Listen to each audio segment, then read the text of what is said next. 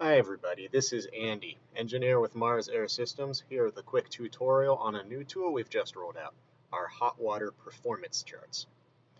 If you've ever quoted a job with hot water units, you're no doubt aware of the fact that the default performance numbers that we publish in our submittals, that is, the degree temperature rise and the heat output in MBH, are based on assumptions of standard operating conditions. We always assume 200 degree incoming water, and the standard flow rates for all models in the series are found here, in this column. But what happens when one of these conditions changes? For example, a customer may ask you how the heat output is affected when they supply 140 degree water instead of 200 degree water. That's where the performance charts come in. We've made a separate chart for each model series, and they can be found in the hot water and steam submittal packages. Here we have the chart for the STD2 series. It has graphs to illustrate the effects of changing either the entering water temperature or the flow rate. And there are separate graphs for charting the effects on both temperature rise and heat output. Since we're dealing with heat output right now, we'll focus our attention on the bottom graph. First, let's locate the standard flow rate, which, as I showed you earlier, is listed on page 2 of the submittal. Let's say we're dealing with a 96-inch wide STD2 model, whose standard flow rate is 9 gallons per minute. For ease of use, let me draw a straight line on 9 GPM, which is right around here, halfway between 8 and 10. Now, if I wanted to derive the heat output at the standard entering water temperature of 200 degrees, I would need to find the intersection of the 9 GPM line with the 200 degree line, which in this case is the top of the chart. But since the performance numbers for standard operating conditions are already published in the submittal, I don't need to waste my time with that. Instead, let's consider what would happen if I were to drop the entering water temperature from 200 degrees to 140 degrees. Again, for ease of use, let me draw another straight line on 140 degrees. And here is our intersection. Pretty simple so far.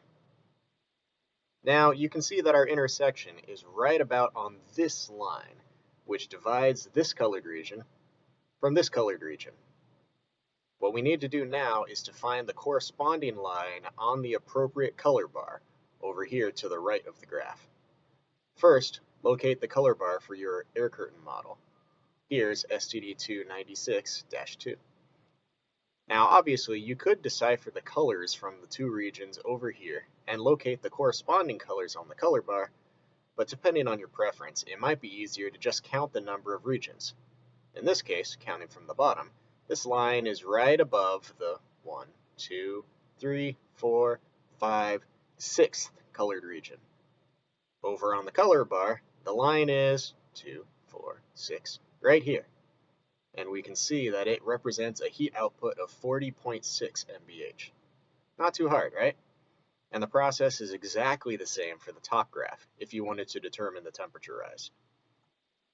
Now, this example was helped by the fact that the intersection on the graph fell pretty neatly on the border between two regions. But let's say that the customer also wanted to drop the flow rate to 7 GPM. Then our vertical line wouldn't be here, it would be about here. And as you can see, our intersection is no longer right on the dividing line between the 6th and 7th regions. It's a little less than halfway, let's say about a third of the way up that 6th region. So over on the color bar, basic arithmetic tells us that this line between the 5th and 6th regions represents 37 MBH. So going a third of the way past that would put us around 38 MBH. Yeah, your answer is around there somewhere. Now, obviously, this isn't a super precise calculation, but honestly, no calculation will ever precisely reflect real-life conditions anyway.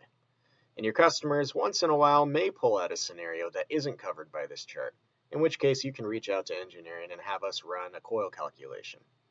But I'm willing to bet that this chart can provide answers for the majority of scenarios that your customers might bring you. And I'm sure they'll appreciate being able to get their answers from this chart immediately instead of having to wait for us. So there you have it. I hope it's useful, and good luck out there.